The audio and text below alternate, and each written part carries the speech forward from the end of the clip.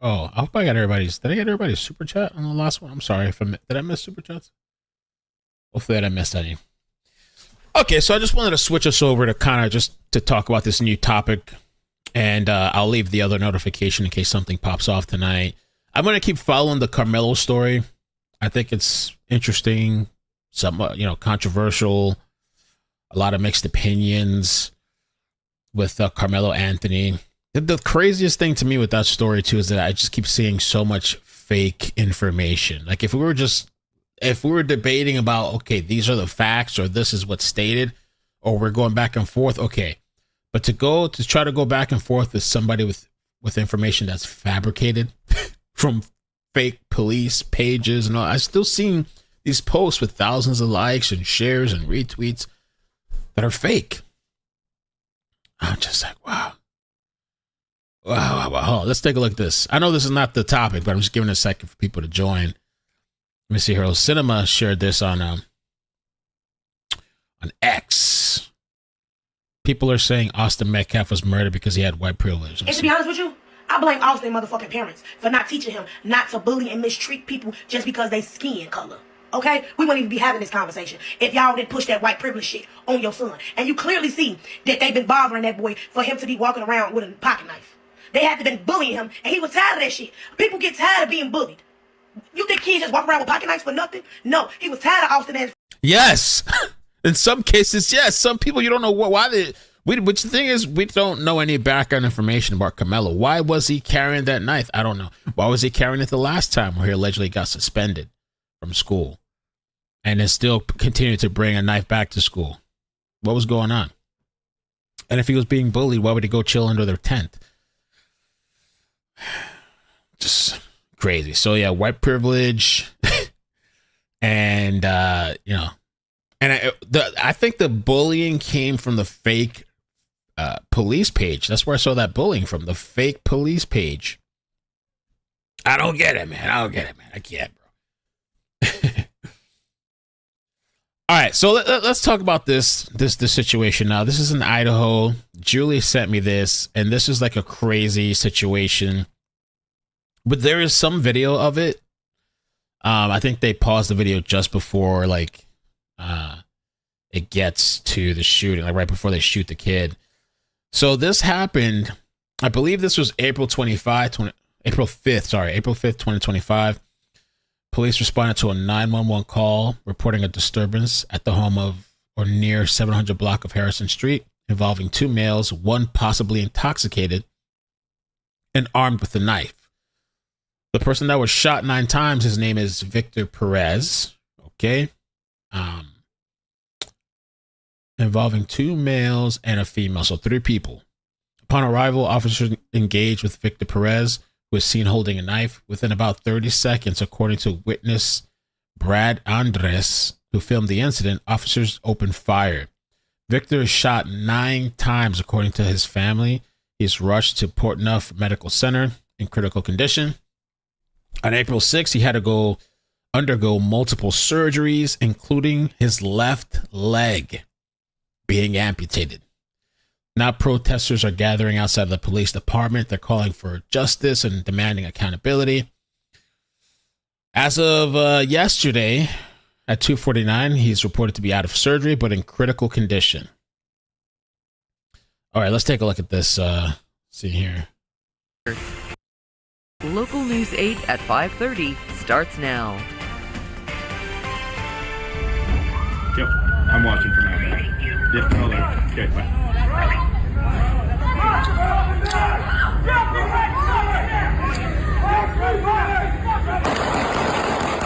Wow. Well, caught on camera, a police-involved shooting in Pocatello last night.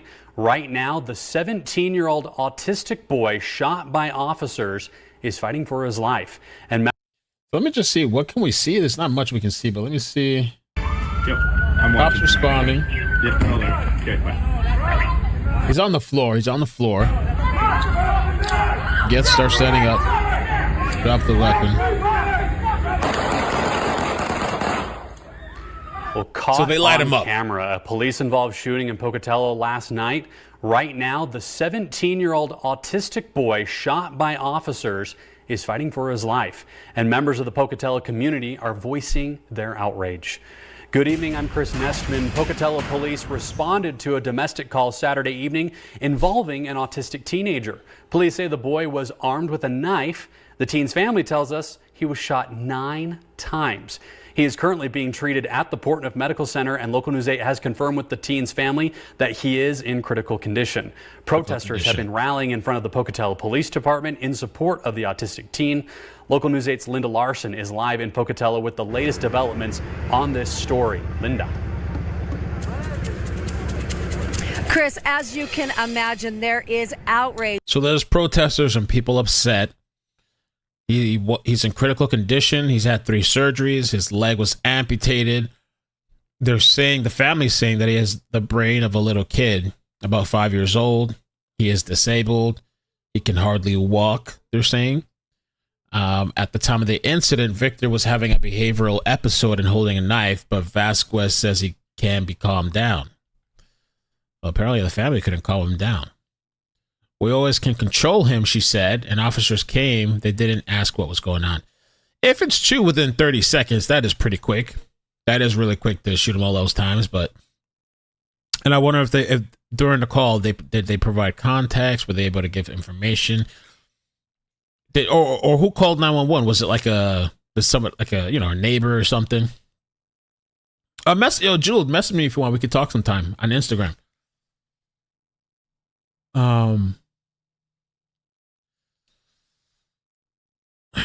What was I thinking? Well, I was thinking too that I have a cousin that he's I don't know what's the term, mentally challenged, I guess, or autistic, and I guess I would say he's nonverbal, right? Like he understands if you talk to him. There's ways he tries to communicate, but he's for the most part nonverbal, and he's big now. He's tall. I think he's taller than me. He's in the older teens. He's taller than me. Big kid. So, if one day, if he wanted to really lash out, I thought about this, like with his mother or something, my aunt, I don't know. She could take him down. I'm sorry. He could take her down if he had an episode. It's really hard to see with the video, but all I can see is looks like the cops arrive. He's on the floor. They say he had a knife. First of all, because the one article said he was intoxicated. Was he intoxicated? Why is he drinking? In Pocatello as people are protesting what happened with a 17-year-old teen. Good point. What about tasing? Yeah? Who was autistic and shot by police in his yard. People are upset because there was a fence between the police. People are upset because of the amount of time that the police took before they started shooting. Yeah, they blasted him and pretty we are quick. going to show that video, and we're going to warn you that it is graphic in nature. We, of course, are going to stop the video right before it actually, so you don't see the teen get shot. But again, a warning, this video is graphic. There it is. Oh, it's a close-up. Here we go. You can see in the video, autistic teenager Victor Perez. Oh, so that's part of the problem too. So kids having okay, let me just play it, not pause it. Sorry, and then I'll say some stuff after. But you see him like with the knife, wielding a knife. You can see in the video, autistic teenager Victor Perez holding a knife and threatening his mother. His family says he did have behavioral incidents because of his autism and mental and physical handicaps. Neighbors who shot the video said they called police hoping to help the family de-escalate the situation. However, when police arrive, that is not what happened. Oh, yeah, they're here.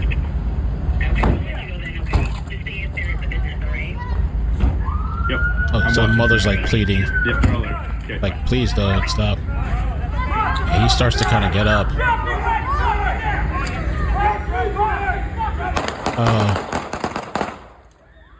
Damn, bro.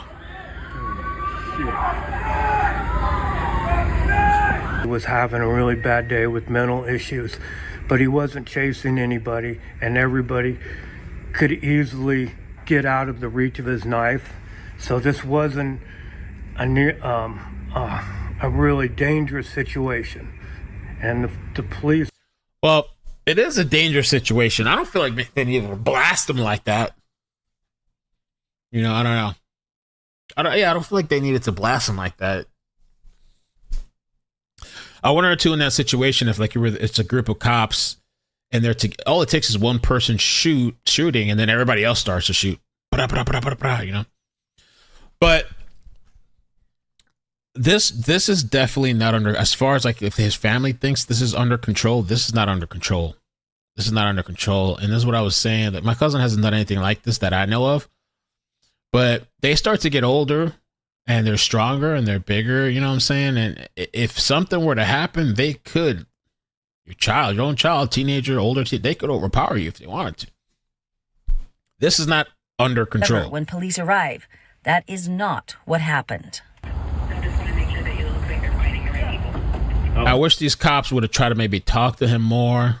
But again, we don't know what the 911 call, the neighbor that called said. What if, they could have said, oh, he's trying to kill his mother, or he's, I don't know, trying to stab his mother. But it looked like maybe he tried to lunge at them, even though there is the fence. How far is he going to get? He's not going to lunge through the fence, but. Yep, they're here.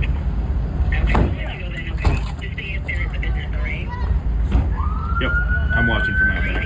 Yep, they're all there. Okay, bye.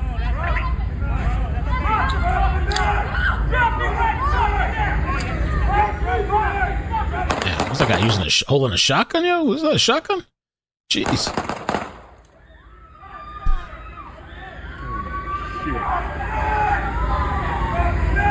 He was having a really bad day with mental issues, but he wasn't chasing anybody, and everybody could easily get out of the reach of his knife. So this wasn't a really dangerous situation. And the police were more called to come in and help the family de-escalate and get it under control. And this is the biggest tragedy. I witnessed it, and it was really tough on me and my son to watch that. And I just want to send out my deepest sympathies to the family. And we were trying to help you. We weren't trying to bring a firing squad down to Harrison Street. Oh, see, these are the people that called, maybe. Cops. Neighbor. He tried to stop him. He was here. He tried to stop the officers. The officers just came. They didn't even say what's going on.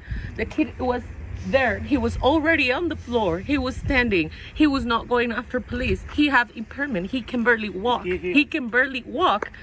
And people. It doesn't. Well, it doesn't even look like the cops.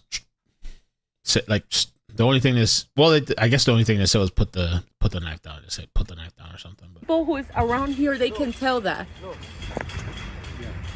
Victor's aunt tells us that he is fighting for his life in the hospital. Wow. No, today they told me they have to cut his leg, but he's so weak that he might not survive. So we're still here waiting for the doctor to tell us. Wow.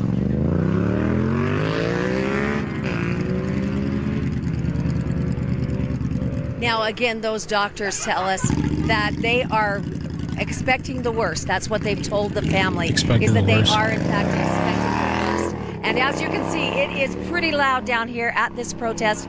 People in Pocatello are angry about what has happened. They are angry that the response did not include more of a de-escalation. There's a police now, call, I'm here with Malka? Dylan Harrison. Okay, let me see if I can find that. We'll listen to this. Dylan, you're one of the ones that is down here protesting. You saw the video. Tell me how you felt and what you saw. It was horrifying seeing the police show up to respond to a child who was clearly experiencing a mental health crisis, and to meet that scenario with immediate and unnecessary, potentially lethal force. Within 30 seconds of arriving, Pocatello police, 4 officers opened fire on that child. Again, firing, I believe it was 9 shots within just a few seconds. And luckily, so far, the child has survived. I pray that he pulls through. I hear he's already lost a leg, and that's just horrifying, and it highlights a much larger systemic issue that police respond with unnecessary force when they do not need to, when the public needs support and help in scenarios with mental health and minors and our society's most vulnerable, who are met with the worst force. And we're out here today demanding that these 4 officers involved be held accountable for what they've done, the damage they've done, and the distrust they've placed in our community. Okay, talk about that a little bit. Our community has typically been one that trusts the police. How do you think that this is going to change that? I can't imagine anyone in the community trusting the police after this. They, again, were called to help with a minor having a mental health episode in his front yard, and they put him on death's door. He is in the hospital fighting for his life. I don't know about you. I wouldn't call the police for help. I wouldn't want my neighbors to call the police if I don't know that they're not going to show up, guns drawn, and immediately make the situation much worse than it would have been otherwise. All right, Dylan, thank you for those insights. That's crazy. I'll replay it for the people that just joined or came after. This story is kind of it's I guess it's kind of taken off a bit. People are really upset. So the cops. I need the 911 call if you have it. Balkai, if you have it somewhere, I'll try looking for it. I didn't see anything yet. The family also says that he had cerebral palsy, speaks limited, affecting his ability to walk, 17 years old, shot 9 times. I want to find out about this whole intoxication thing too, supposed intoxication. Here's the video. Yep, I'm watching from They're responding. Yep, alert. Okay, bye.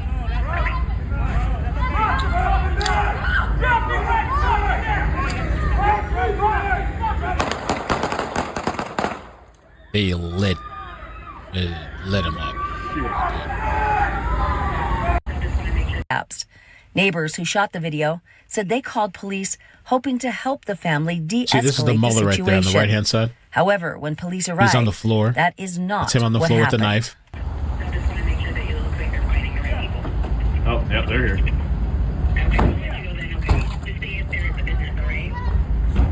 Yep, I'm watching from out there. Yep, Yeah, he is beyond the fence.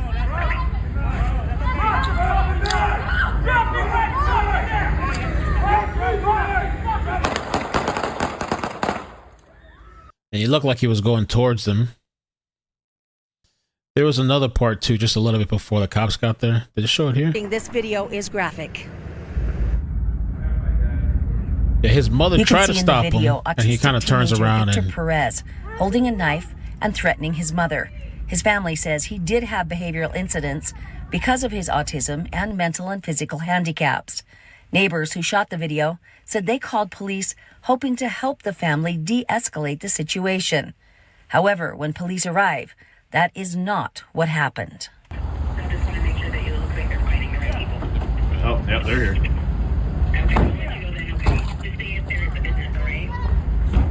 Yep, I'm watching from out there. Yep, alert. Okay, bye. police chief gave a statement.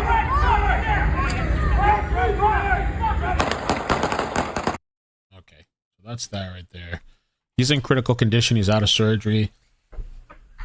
Police. All right, for those of you that don't know me, my name is Chief Roger Schei, R-O-G-E-R-S-C-H-E-I is the spelling on that. Good evening, and thank you for being here. We will not be taking questions at this time due to ongoing criminal external and internal investigation. So it says here too, apparently the 911 caller said an apparently intoxicated man. Now, that could have been the 911 caller just thinking from seeing this person, oh, he looks intoxicated. It might not be that he was actually intoxicated. It just might have been his disability. We understand the concern and emotion surrounding the officer-involved shooting that occurred on April the 5th, 2025. This press conference is meant to provide clarity, share the information we can at this stage, and address some misconceptions that have emerged. At approximately 5:22 p.m. Saturday, April the 5th, Pocatello police officers were dispatched to 703 North Harrison in response to a reported disturbance. We will now play the 911 call to provide context for what our officers were responding to. Okay.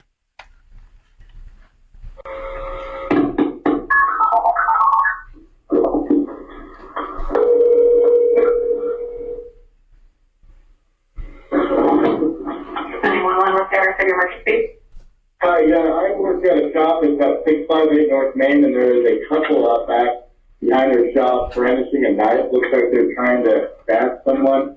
There's a man and a woman and then another guy in the street who seems like he's antagonizing him. One guy's got a knife. It looks like he's under the influence, and they're out in the backyard chasing each other around. Okay. And they're in the backyard of a residence? Yeah, backyard of the residence. I don't know the exact address. I'm at 658 North Main, and I got a look at the video of it, but this guy, he's pretty grown. He's running out with a knife and then falling over it, and I think he was stabbing himself on accident just now. Okay. Can I keep you on the phone for just a second? Yeah, of course. Okay. So it's just the three of them, and then there's just the one with a knife? Yeah, one guy with a knife. There was a guy hitting him with a stick from the alleyway, and then the wife was just kind of calming the guy down. Looks like he just fell on the ground and sort of passed out. Okay. And it looks like the other guy in the alley is approaching him now, and the guy's standing there with the knife shooting him. Okay. What is your name? My name is Bridger Andre. Okay. When you say they're in the backyard, which way is the yard from where you're at? So, he's coming from Main Street. It's behind A Plus Auto Repair. You put it right on Main Street, from Main Street, and there's this side road here on Bridger. Okay.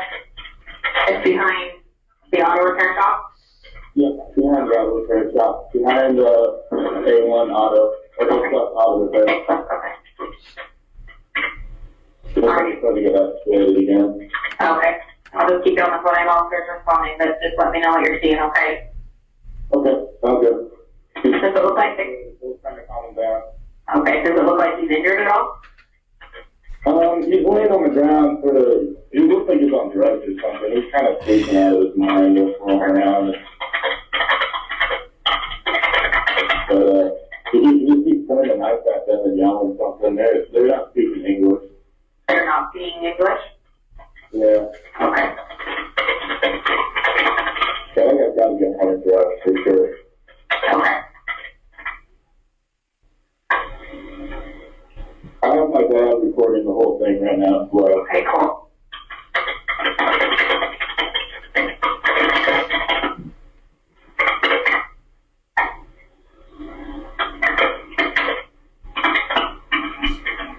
He might be having a seizure or something. He's sort of shaking and flopping around on the ground. Oh, he got hit on the head with a, my dad's saying he got hit on the head with a log.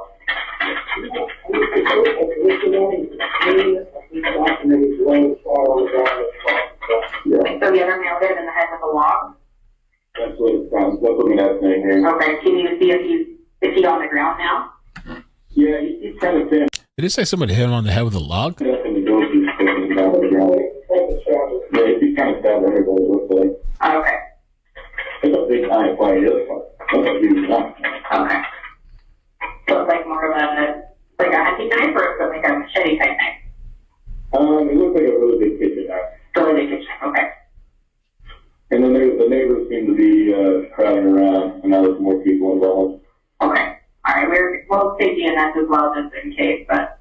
Yeah. Nobody does these too early except the guy. Yeah. If you're with a log, you're probably going to have a little bit of a headache.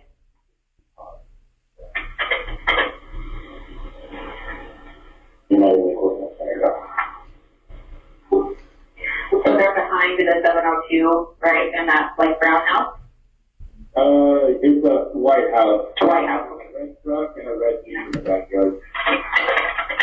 You said a red truck and a black Jeep, is that what you said? Red truck, red Jeep. Red Jeep. And there's a blue car parked on the street next to it.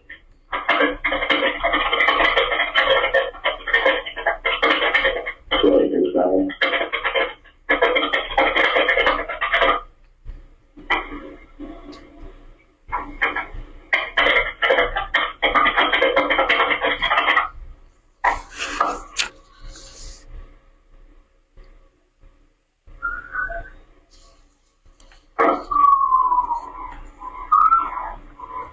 Yeah, they seem to be arguing now. Okay. Yeah. Definitely domestic experience. Granddad and grandson. Yeah. I'll see the officer here. Okay.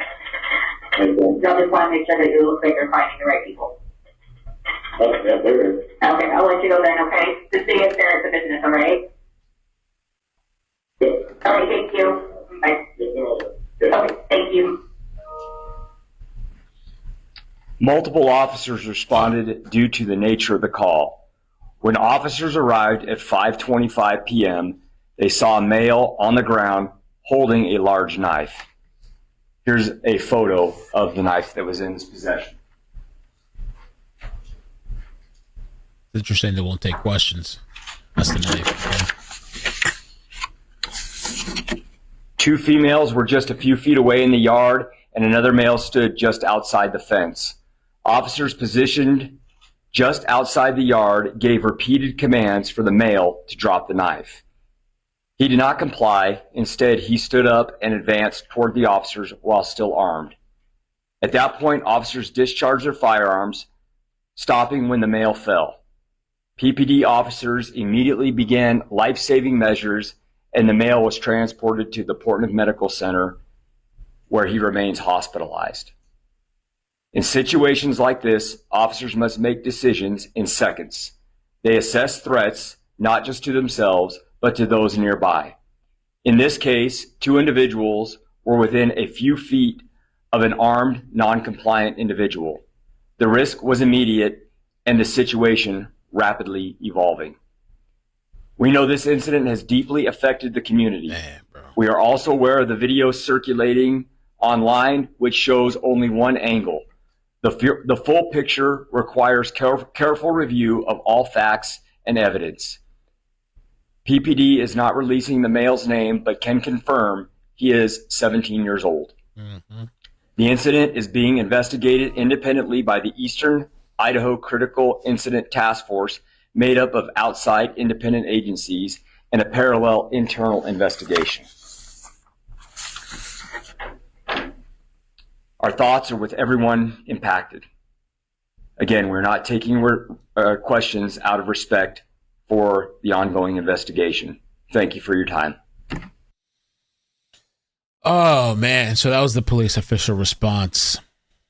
So, I mean, it seems like they went based off of the call where this person's neighbor called in, and it seems like the neighbor had no idea that Victor Perez is, autistic, and whatever issues that he has, in that home. And he had said that the person seemed like they were drunk or intoxicated, even mentioned drugs. And so I guess they're responding. They're thinking, okay, we got somebody, acting out crazy, trying to hurt people, kill people. I guess them not knowing that this is actually the person that lives in the house, a child with disabilities. And so Victor gets up with the knife, and it does look like he lunges at them. This probably could have been all different if maybe they had known he was autistic. I mean, I don't know. I guess it really depends. Some cops do things different ways. Let me see. You see the video again. You can see in the video autistic teenager Victor Perez. That's his mother right there to the right. Holding a knife and threatening his mother. His family says he did have behavioral incidents because of his autism and mental and physical handicaps. Neighbors who shot the video said they called police hoping to help the family de-escalate the situation. However, when police arrive, that is not what happened. Oh, yep, they're here. The mother's saying, no. Yep, I'm watching from out there. Yep, they're all there. Okay, bye. And they do with the shotgun, too. Oh, gosh. Ah, man. McGinnis, I saw your super chat earlier. Thank you for the 5. Says second cop had the right. From the right, had a shotgun. No wonder the kid lost the leg. This doesn't happen in Australia. Damn, man. I don't know what to say. I really don't know what to say. Horrible situation. Lack of communication, I guess. With the parents, the family didn't call 911. I guess they deal with this all the time. Neighbors seeing this that I guess don't know. They're like, oh my God, there's something going on. Somebody probably trying to kill somebody. We don't, And the cops respond and they see this person with a knife, which I think all it took was one cop shooting, and everybody else just followed suit and blasted this kid. It's really hard. It's really tough, man, because, cops are getting killed all the time and targeted. The other thing I was thinking about, situation's not under control, right? It's really sad. People dealing with this kind of stuff, families that have to deal with this. How do you, when you have maybe an autistic child or mental, disabilities, and you're trying, but this is a very dangerous situation. Not just this, but who knows, maybe how often in the house they had these problems and they're just trying to control it. He could eventually end up killing somebody in the family. We don't know that he would or not, but when they're having outbursts and, I guess they have bad days, and he's wielding a knife and he kind of waved it towards his mother. You're only, not that far from killing somebody, stabbing somebody, cutting somebody. I wish he wasn't shot and hurt like this, with the cop response. But he did swing the knife at his mother. What's going to happen next week? In a month, 2 months, 3 months, he's going to kill somebody. I don't know. And then to lose his leg over it, oh man.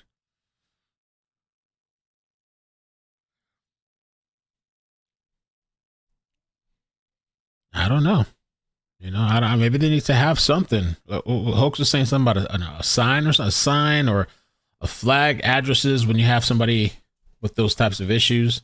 Maybe when they respond to an address, something pops up in the system.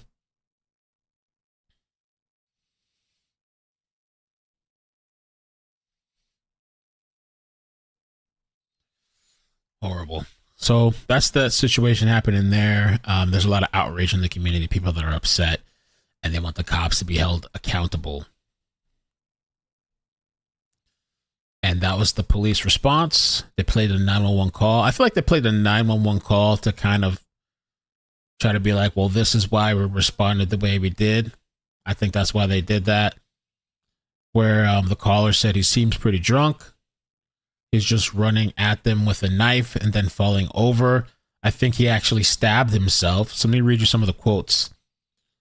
The 911 caller noted that the people in the yard were not speaking English. This is just the other thing too with the language barrier communication.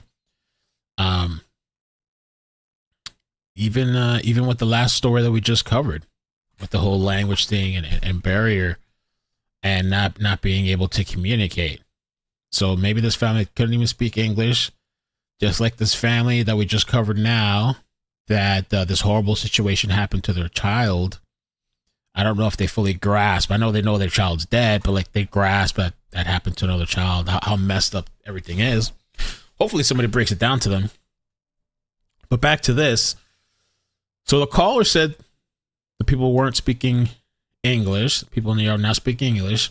That this guy was drunk. He was just running at them with a knife and falling over. I think he stabbed himself. That was all the quotes that I got there from that. Andres said the police appeared to be like a death squad or a firing squad, adding they never once asked, what is the situation? How can we help? They ran up with guns drawn. They triggered a mentally disabled person to react. And when he reacted, they shot him. So, man, I don't know. Oh, yeah, location, Idaho. Idaho. We're in Idaho again. East Idaho.